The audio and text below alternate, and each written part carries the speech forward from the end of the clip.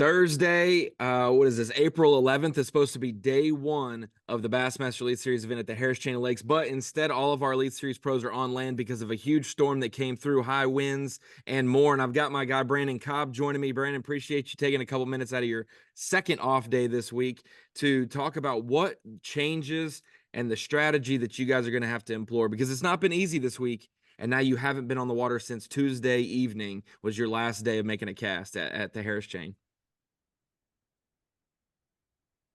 Yeah, so the off day, it makes a really big difference, certain times of year. Like the classic makes a big difference, obviously, because it's like pre-spawn warming, stuff like that. But truthfully, like we're getting close to, I'm not gonna say summer, but we're like getting to that spring summer transition in Florida.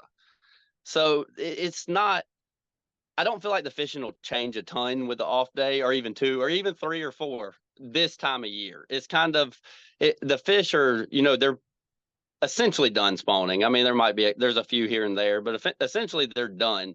So they don't move as fast now because they're kind of getting locked into, that early summer, late spring period anyway. So Yeah. it's definitely not as significant as it would be in, say, the classic pre-spawn.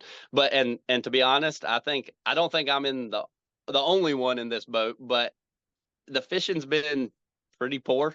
And I don't think any of us really care about, a little change from practice because it just flat out hadn't been that good. The fishing's not that good. So I'm not disappointed in missing a day and hope and like, oh man, my fish are gone. Because I don't really know where that many are, to be honest. So I don't mind the 2 off days. And that's the big thing that I was thinking about was it has been tough and this could shake things up, but also there's a lot of different aspects that can shake it up. There's 8 lakes to choose from at the Harris Chain. You have 2 lakes you can lock into, and you've got 3 or 4 different idle zones. So time is of the essence. You can spend 8 hours in Harris, or you can lose some time if you go elsewhere. You've got one lock that holds 3 boats and it takes 30 to 40 minutes to get through right now, and one that holds about 10 or so, and it takes about 15 minutes. So what are the things going on? We've heard that possibly, obviously post spawn means a possible shad spawn's going on. But given if your game plan's another lake, you're running during that time. So have you built in a game plan to try to capitalize on that, or have you found that? And then also, are you living on the bank, or have you seen a lot of guys trying to fish offshore? How's the grass growing? All those different factors for you guys this week. Yeah, so number one, the grass is almost non-existent. I mean, there's a tiny bit here and there, but the water, because of the lack of grass, is really, really dirty. Harris Chain is always, compared to Florida, it's a dirty lake. It's always has been. I mean, I've been here, starting 10 years ago. I had been a few times. I've been every couple of years since, and it's just dirty. It just doesn't look like your typical Florida water. But with the grass, it usually still fishes pretty well. And there's definitely trying to be a little bit of a shad spawn, but I mean, I haven't been here in quite a while, but it just doesn't seem like there's a ton of shad. Like they're trying to spawn, but there's not that, it doesn't seem like that much forage. It's kind of hard to find. And what a lot of people that like me growing up around, home shad spawn fishing, a lot of people in other parts of the country, shad spawn's pretty specific because shad only spawn on certain things. When you talk about Florida, shad spawn on, trees, grass, like there's certain things they like to spawn on. Well, when you're talking like Harris Chain, they can spawn anywhere. They can go to the bank and spawn in the entire lake. So it's not as specific of a shad spawn as it would be on, say, Lake Hartwell or Lake Murray or something like that. It's just kind of a shad spawn in general. And definitely I've been doing better in the mornings. And I haven't seen a ton of shad, but it feels like a shad spawn type thing. And as far as like the different lakes, is I never took the gamble in practice to go to a Popco, which is the one that's the longest lock or smallest lock and the longest time lock, because I was a little hesitant with the fishing being so poor that I think a lot of people try to go and the fishing might be better, but they won't get very long. And with that being said, I kind of just spent my time on the more easier to access lakes. And I didn't really see a difference in any of them, to be honest. I'm sure by the time it comes top 10 day, hopefully I'm in there, but there's probably one lake that's going to be playing more so. But I mean, I fished Harris, Eustis, Dora, a little bit in Griffin, and I mean, to be honest, they all kind of seem about the same. I feel like what this place is lacking right now is I think you'll see some big bags. I mean, it wouldn't surprise me to see a upper 20s, close to 30-pound bag. But it seems like a lot of those 2 to 5 pound fish are like non-existent. There's a lot of fish under 2 pounds, and you get a couple bites, or I did throughout practice, that were over 5 pounds. But that mid range, which, normally Florida fishing to have that 20-pound bag, you're like, well, I had a 7 pound bite and then I filled my limit. You would, 2.5, 2 3/4. Well, it doesn't seem like that. It seems more like you get a 7 pound bite, but then the rest of your limit consists of 1 4s, 1 5s, and there's not many of that mid range fish. So I think you'll see a big bag where somebody just gets 5 big bites, or you might see a 21-pound bag with 2 7 pounders and little babies. And I kind of felt every lake seemed the exact same. And I mean, I may have not ran into, definitely never found any groups of fish whatsoever. And I think you were asking about like an offshore bite starting. I think there should be. I haven't really found it yet, but I think that could contribute a lot to the lack of grass, number one, because that always helps the offshore bite is grass, but also the dirty water. The water's dirtier than normal, and I kind of feel like it's scattered a lot of the fish. They kind of just stayed on the bank, and are, some of them, the most predominant cover right now on the entire system is without a doubt Kissimmee grass, which grows near the bank. And it just seems kind of like they're scattered around the Kissimmee grass, scattered up in some pads. It's just a lot of scattered fish, and you can catch a big one here and there, but you just kind of catch little small ones to go with them is the way my practice is going. I think I've caught one bass this week that was in that between 2 and 5 pounds.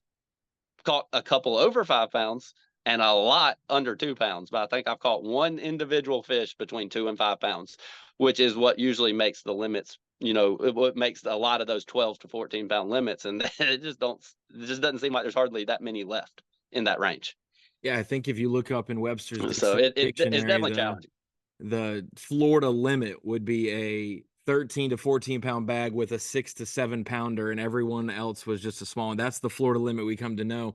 And for folks at home who do not know the situation, Apopka is that farthest lake to the southeast on the Harris Chain. It was once considered the most polluted and deadest lake in the state of Florida, but after a little while of cleaning up the lake, letting it just be, grass grew, cleared it up some, and then it became an X factor. A lot more people started going, and that is why the lock has become an issue, because the lock is so small, only 3 boats in it, and because there's been so much sediment around the base of the doors, they've had to do some cleaning to try to get those doors less pressure on them. I believe a new lock is going to be in the process soon of being able to get a bigger lock, but that's the big thing, is if it's 35 to 40 minutes for 3 boats and you pull up in your boat 20, like Brandon's saying, if a lot of people go, your boat 20, and you're not really going to be able to pass people in canals and things like that. So if they're going where you're going, you're following them the whole way. If you're boat 12 and you're the fourth lock cycle, that is an hour and a half in at Mathematically, it least. doesn't work. Yes, you're hedging your bets on maybe 3 hours of fishing tops, and so that makes sense on staying closer. So with it being low light, heavier winds, thunderstorms today, obviously we never think thunderstorms are good for sight fishing, but oftentimes the storms and wind are good for pattern fishing or just fishing down the bank. Do you think that a shallower game will get better? Do you think it's gonna move some fish activity? Do you think those windblown banks from today, if you're registering those in your mind, will play in the morning? Things like that. Yeah, so I think that's the wild card. You're mentioning the off day is like these storms and rain we just had. I think a lot of what's contributing to kind of the poor fishing is poor water quality, and that's due to lack of grass. And this rain should help that. It should, boost the oxygen up a little bit between the wind and rain. I think so. That's something I don't know. Somebody that's a lot more familiar with this Florida type water might know. It's something that I think might change something as far as it could be a little bit better, could be worse. I don't know. But I think the biggest wild card is the wind. Wind in Florida doesn't necessarily help like wind in other places. And the wind essentially ripped half of every single lake today. I mean, it was blowing 40 miles per hour at one point. So I think the question is that side got beat up today. Would have been almost impossible to fish. It got probably a little bit dirtier even from shaking around what sediment is in the water. And the question is will that settle out tomorrow and that side will be fishable? and as good as the other, or is those windblown, what was windblown banks today, are they going to be better, worse? I think that's what you're going to kind of have to refigure out tomorrow, because a lot of the stuff I was fishing was actually on the windy side of a couple different lakes, and I don't know. Not that there's necessarily groups of fish, but like I could catch singles here and there, and you get so few bites, it'll take a little time to figure out, because it's not like I can pull up on a spot that was on the windy bank and be like, okay, I caught 10 here in practice. Now I didn't get a bite. So nope, the wind hurt this side. Or, I caught 20 today. So the wind helped this side, because it's more or less the way I've been fishing. At least I get, a bite, then 30 minutes later, a bite, or an hour later, a bite. It's kind of the way it's been. And it's going to take a little while to figure out if the wind hurt, helped, or was indifferent on the one side of the lake, because I imagine there was 4-footers on 3-footers on one side of a lot of the lakes today. And when it's 3 foot deep, sometimes that's not very good. So we'll see if it stables back out by tomorrow. What's funny is if we probably put a ping on every single angler's house that they're staying at this week, y'all are all probably, there's people probably staying on every single lake. And so if you all just had a big meeting and said, what did the lake look like? You would get a good picture of what everything, you're hoping Andy Crawford took photos of your area so you saw like where the wind was blowing. But it But seems like it is one of those fishing type tournaments. But the big question is, especially this day and age, and you've posted some videos on YouTube and social media about your thoughts on forward facing sonar. You had your best elite season last year, and you utilized it, but you really didn't in a lot of events and were successful. So is this our first uh-huh. fishing tournament this week where we're not going to see it dominate as much, because if there's not much offshore grass, Yeah, where are these fish sitting at yeah. other than shell places? Yeah, so I've used it some this week. Like, it's not, I'm competent with it, but it's not my go-to. So I have played with it, dabbled here and there, because the way the season's been going, it's kind of every tournament's been just basically dominated with it. So it's not something you want to miss if it is a factor. And from what I saw this week, there will be a lot of fish caught using it, but there'll be a lot of fish caught fishing as well. So with that being said, it I, I think the weights are going to be pretty small. So that's what I was kind of telling. Me and Shane kind of bounce ideas off each other in practice. And he's like, I think they're going to catch them, using front facing sonar again. I'm like, yes, they probably will. But, 8 to 12 pounds weighs 8 to 12 pounds, whether you called it swimming a jig or you called it on minnow offshore. So to me, in my opinion, it kind of seems like you could catch a good bag doing either. And I think this is kind of the first one we've had this year that you probably can compete just straight up shallow, but I think you probably will have to mix it in somewhat, because it gets pretty tough. Like, at least in what I've seen, there's periods of the day where they just don't seem like they're biting good. I think the key will be, fishing when they're biting fishing, and then when you're not able to catch some fish, go do that, or maybe figure out a way to get bit when it does get a little tougher later in the day and things like that. So I think you'll see it play. Will it be dominated? Yes, I think you'll see some of the bigger bags probably come with it, but I think it's just as inconsistent as the shallower grass, like the Kissimmee grass fishing, or up real shallow where you're not using it so much. I think it's just all kind of inconsistent. All the fish are about the same size, no matter what you're doing. Because there isn't a huge concentration of grass in one spot that necessarily you have found this week, do you think that there will be an area, let's just call it 3 to 5 miles, where we see a large group of anglers like we did in 2022 here? Obviously, that was grass related. It was protected. It was the one place that I guess boats didn't have to spray, or weather didn't affect it, however that works. But is there going to be one offshore spot, or this is the hardcover bank that a lot of people are going to start on? Like, are we going to see a lot of guys near each other at some point this week?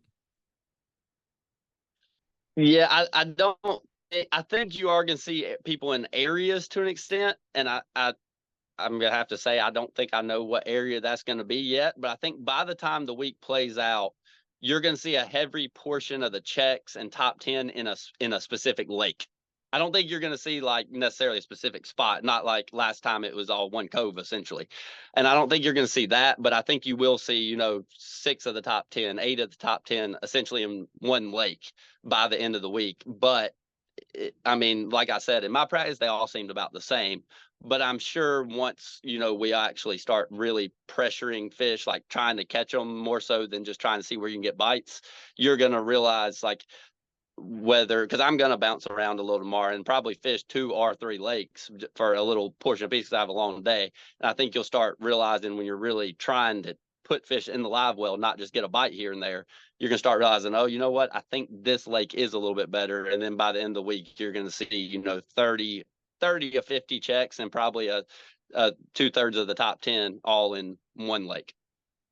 I'm not going to say it's luck because you guys put in a lot of different decisions to catch a big one or know how to high percentage put yourself in an opportunity to catch a big one. But it does seem like that forward facing is neutralized this week, where you could catch a 7 pounder going down the bank just as easy as you could finding one offshore that's willing to bite. It is different targeting these fish offshore. So we will see how it plays out. Maybe we'll see some canals, maybe we'll see some lakes factor locking. That'll be a big storyline as well. It just seems like whether you're on a shad spawn or not, this seems like a buzz bait. Brandon Cobb, lock it in your hand and go for 10 miles and then turn around at a certain point or pick up your trolling motor and go somewhere and do the same thing. So we'll see if that equates to 8 to 10 pounds or 18 to 20 pounds this week. Maybe 28 to 30. Who knows? If it depends, it'll be hard for you to put it down the rest of the days if you catch 28 to Yeah. 30 one day on it. Yeah, it definitely does seem like that type week. The one thing that has me hesitant with that type just running down the bank fishing is, it's Florida. You always end up in one area, and that's where you catch all your fish. And the times I've tried to just, cover a lot of water in Florida has been an epic fail. But I do feel like this one lays out a little different just because they are so scattered and the fishing's a lot tougher than it usually is down here. So I probably am going to do a lot of the strategy, like you said, of running down the bank with a buzz bait and moving baits and see what happens. But it's kind of bit me in the past in Florida, so it's hard. It's hard to fully commit to it, knowing the history here. But I think we're looking at a different animal than we've ever dealt with in Florida. Well, I think you said it at Okeechobee last year. Every time you pull up your trolling motor in Florida, you drop 10 spots in the standings. So just take off from Venetian and just troll all day. Just 4 hours one way, 4 hours back, and you never pick it up, you'll be in the top 10. That's very likely, and that might not be my exact strategy, but you might have just just put it down a little bit. Awesome. Well, hey, Brandon, appreciate you taking part of your second off day. I figured you guys were going to the bingo club or eating like your third pizza of the day just to kill some time. But don't re-rig any rods. Just be good with what you got, and we will see how this week plays out. Yep, we're gonna find something to do the rest of the day, and excited to get after it tomorrow. See what happens. Awesome. Brandon Cobb, Elite Series champion and a perennial favorite in AOY every year. Brandon, thank you for joining us and appreciate you giving the insight to the fans.